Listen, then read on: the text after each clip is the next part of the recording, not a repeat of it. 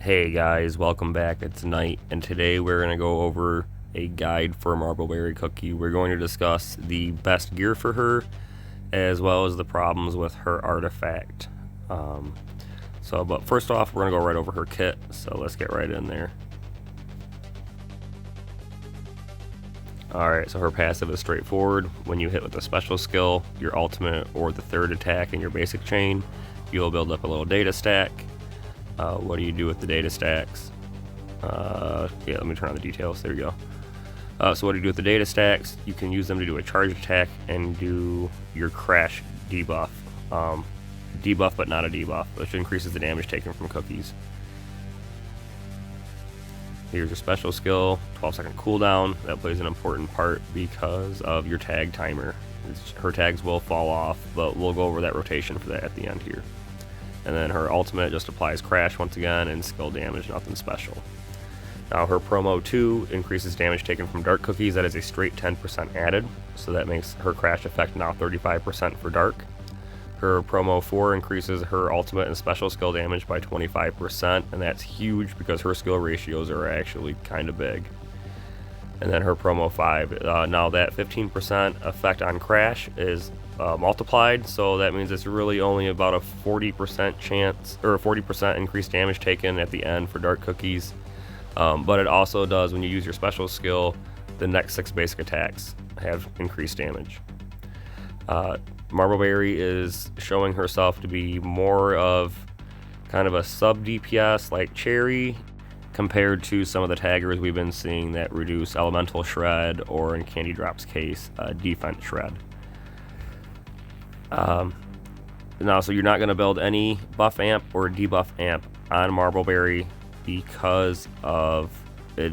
There's nothing to affect it. Her crash isn't affected by either one of those, so she's going to be built like a DPS.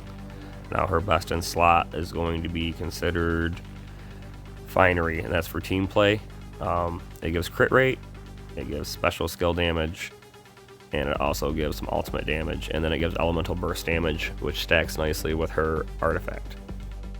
Now, her artifact currently has an issue. In solo mode or single player mode, you can't get the effect of the elemental burst damage. As soon as you swap off of Marbleberry to another cookie, you lose that max energy buff, and it does not apply. And it's kind of up in the air right now. I think we're kind of settling on Plantain to use for her in solo mode. It's really bad. There's not a good artifact for her to use at all. You can't use Going Beyond because her ultimate only hits one time, and I think it's the same thing for Alchemist Knows Formula. You can't use that one either because it only hits one time. Now, I did mention she is a sub DPS, so we're gonna go ahead and go over the guide here made by Anto. Make sure you guys join his Discord Tower of Builds. We're going to go over this because, like I said, she is also a sub DPS, so she's going to have other builds she can use to deal damage in different situations. So as you can see, her best build for multiplayer with a Blackberry on the team is going to be her artifact with Finery. And then if you take a look at the solo build for like your guild layers and your labs, you might want to lean a little more towards TBD because she does start pumping out some good damage. And then for solo situations, you can't use her artifact, so Plantain's best we got for now for her, but you still want to use the Finery set. Now, it is worth mentioning that for your DPS builds, you can use Basil Pesto artifact.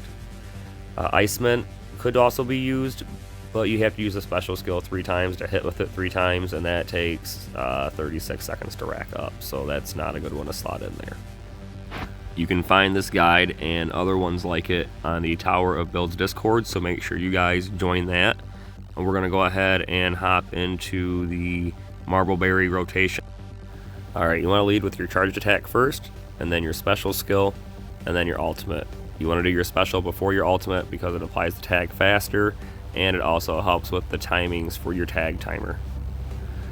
So your tag will drop for 2 seconds every so often in the rotation, but thankfully it is after the burst phases have happened, so you're just not going to affect the team damage too negatively.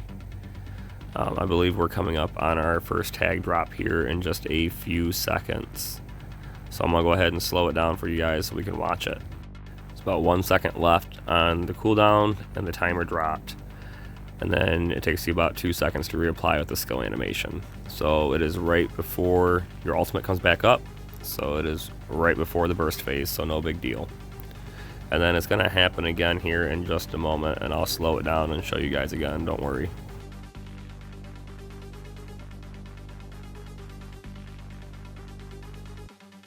As far as I know, it's unavoidable. Just doing the tags and then watching the timer drop, she has about 10 seconds. And after you do 3 in a row, she has about 25 seconds of uptime, so then you're sitting with 4 seconds of downtime at the end. But if you follow that rotation, you'll only have 2 seconds in between here and there. Alright, so that's all I'm going to get into today, folks. Here soon, I promise I will have more information for you. I can give you exact amounts of how much she is creeping on Alchemist, and give you guys the details on her tag damage and what she's actually bringing to the team versus other taggers. Make sure you guys hit like and subscribe, and until next time, folks, happy gaming.